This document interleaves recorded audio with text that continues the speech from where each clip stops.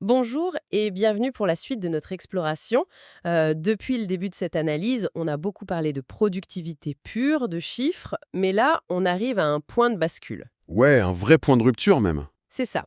On nous a toujours vendu cette équation parfaite, genre l'effort est toujours égal à la récompense. On bosse dur, on a de bons résultats. C'est linéaire et en fait, c'est super rassurant comme idée.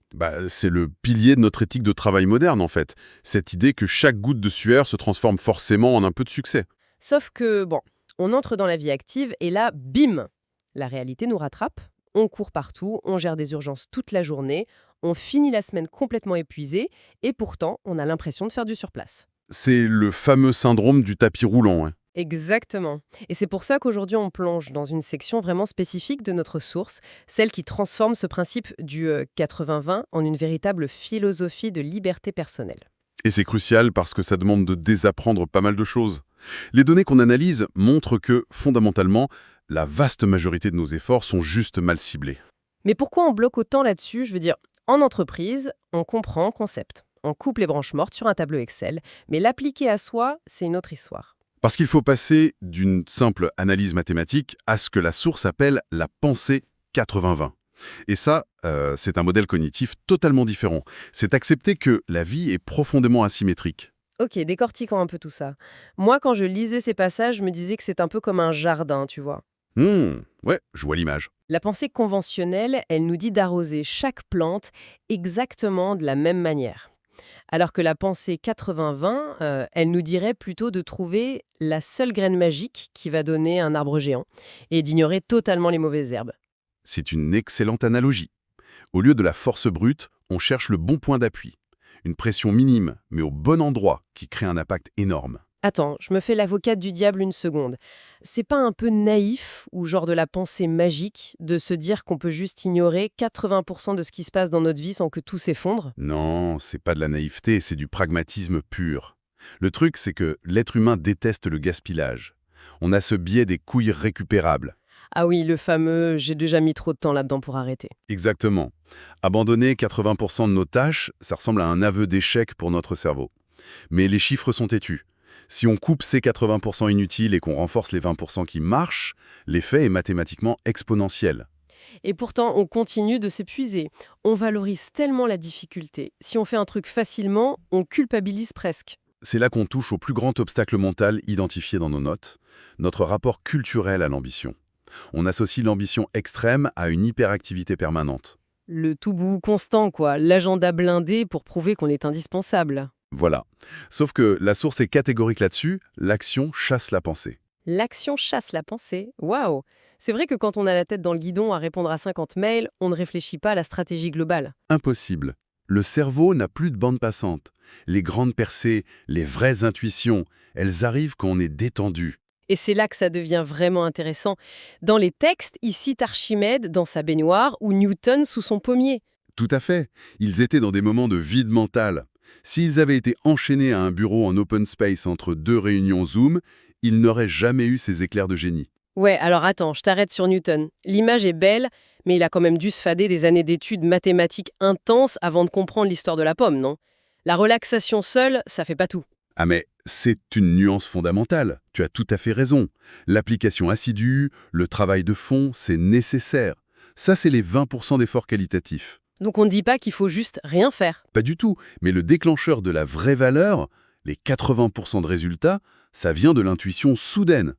Et le problème de notre société, c'est pas qu'on manque de temps de travail, c'est qu'on manque cruellement d'espace mental pour laisser émerger ces intuitions. C'est fou quand on y pense. On baisse nos ambitions créatives parce qu'on croit qu'être ambitieux, c'est forcément mener une vie frénétique et épuisante. Et c'est une erreur colossale. La plupart de nos succès se produisent dans seulement 20% de notre temps. L'objectif, c'est d'élargir ces moments-là. Alors, qu'est-ce que tout cela signifie concrètement, hein? Parce que bon, une fois qu'on n'a plus cette culpabilité de ne pas être occupé à 100%, comment on applique ça à nos choix de vie? La première étape concrète abordée dans cette section, c'est le choix de ce qu'ils appellent nos courses. Nos courses? Tu veux dire comme des compétitions? Ouais, en gros. La source souligne qu'on subit la majorité de nos échecs dans des courses qui nous ont été imposées. Et à l'inverse, nos plus belles réussites arrivent dans des courses qu'on a nous-mêmes choisies. Ah, je vois. C'est un peu comme si on passait notre vie à s'épuiser sur un jeu de société où on nous a forcés à piocher les pires cartes dès le départ. C'est exactement ça. On accepte les règles des autres, les critères de succès de notre entreprise ou de la société, même si ça ne correspond pas du tout à nos forces naturelles. Donc le penseur 80-20, si on file la métaphore, c'est celui qui se lève de la table, qui choisit un autre jeu dont il connaît parfaitement les règles et qui invite seulement les meilleurs joueurs. Super condition. Parce que ces autres joueurs, c'est justement l'autre grand pilier de cette application pratique, ce que les textes appellent les alliés. Ah oui, la question de l'entourage, ça m'a pas mal interpellée d'ailleurs. C'est l'une des décisions les plus importantes, et pourtant on l'aborde souvent avec une légèreté incroyable.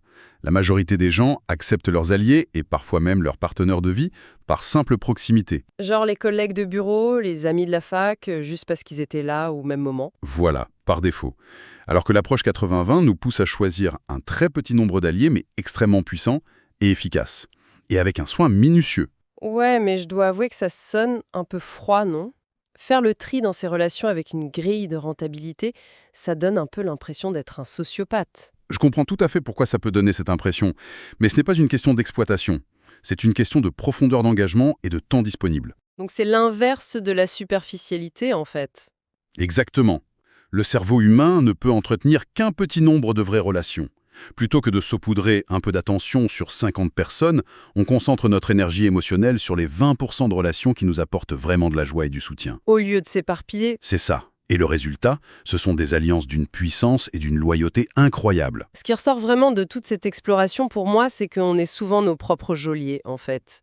On s'enferme dans une gestion de l'effort qui est complètement contre-productive. On est prisonnier du mythe de l'hyperactivité, alors que la vraie liberté, c'est d'accepter de lâcher prise sur ce qui ne marche pas. Ce qui amène une réflexion finale assez provocatrice pour ceux qui nous écoutent. Et si, en fait, le plus grand obstacle à notre prochain grand projet ou juste à notre bonheur, c'était pas un manque d'effort, de talent ou de temps? Ben oui.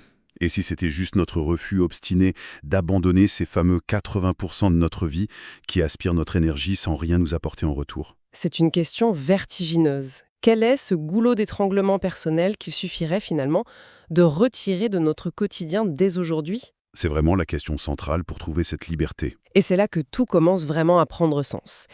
Et pour celles et ceux qui veulent aller plus loin, le livre est disponible gratuitement via le lien en description.